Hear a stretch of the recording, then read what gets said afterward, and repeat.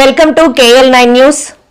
విశాఖ జిల్లా పెందుర్తి మండలం GVMC 95వ ward చింతల అగ్రహారం colony నందు శ్రీ వీరాంజనేయ స్వామి వారి ఆలయ పునః ప్రారంభోత్సవ కార్యక్రమం శాస్త్రోక్తంగా జరిగింది.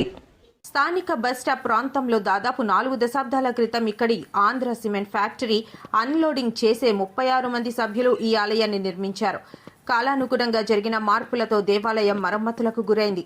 ఇది గుర్తించిన అప్పటి సభ్యుల వారసులు అంతా ఒక బృందంగా ఏర్పడి అధునాతనమైన మరియు చక్కని శిల్పకళతో ఆలయాన్ని పునర్నిర్మాణం గావించారు. ఈ సందర్భంగా గత 10 రోజుల నుంచి ఈ సభ్యులంతా స్వామివారి మాలలు ధరించి నిష్ఠతో ప్రతిష్ఠా తంతును నిర్వహించారు.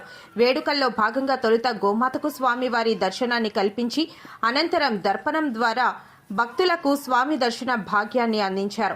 ఈ వేడుకలను పురస్కరించుకుని ప్రత్యేక హోమాది పూజా కార్యక్రమాలను పండితులు నిర్వహించారు. ఈ సందర్భంగా మీడియాతో పండితులు భాస్కర్ శర్మ, మాజీ సర్పంచ్ ఆళ్ల తాతారావు, ఆలయ నిర్మాణ కమిటీ ప్రతినిధులు మీడియాతో మాట్లాడుతూ ఉత్సవ విశేషాలను వివరించారు. కార్యక్రమంలో భాగంగా మధ్యాహ్నం గ్రామస్తులందరికీ మహాప్రసాద వితరణ, స్వామివారికి సాయంత్రం సాంప్రదాయబద్ధంగా తిరువీధి నిర్వహించారు.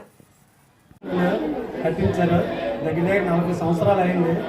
ఇది కొద్దిగా శిథిలావస్థ రావడం వల్ల మా 36 మంది వర్కర్స్ అయిన మా తల్లిదండ్రులు వాళ్ళ పిల్లలమైన మేమందరమే బాధ్యతలు స్వీకరించి ఈ గుడిని కడదామని నిర్ణయించుకున్నాం. దానివల్ల అందరం ఒకే తాటి మీద వచ్చి ఈ గుడిని నిర్మించడం జరిగింది. వారందరికీ వారితో పాటు ఊరి ప్రజలందరికీ కూడా మేమంతా రుణపడి ఉన్నాము.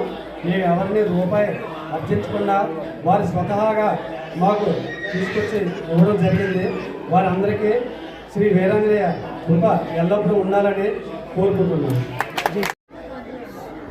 ఇవాళ ఉదయం 9:06 పాత విగ్రహాన్ని మళ్ళా పునఃప్రతిష్ఠ చేసుకున్నాము. అది మా అందరి యొక్క అదృష్టము. మా అదృష్టం వల్ల మన గ్రామంలో మళ్ళా స్వామి ఏ విధమైనటువంటి ఆటంకాలు జరగకుండా చక్కగా అదే రూపులో మళ్ళా మనకు వచ్చి ఈ నిర్మాణానికి సహకరించారు.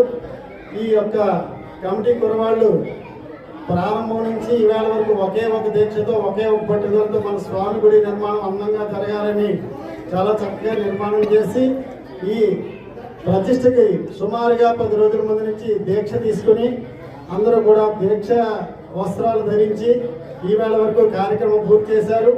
ఈ మధ్యాహ్నం మనకి స్వామివారి దర్శనంతో పాటు అందరికీ కూడా గ్రామ ప్రజలందరికీ కూడా అన్నదానము తీర్థ ప్రసాదం ఏర్పాటు చేశారు.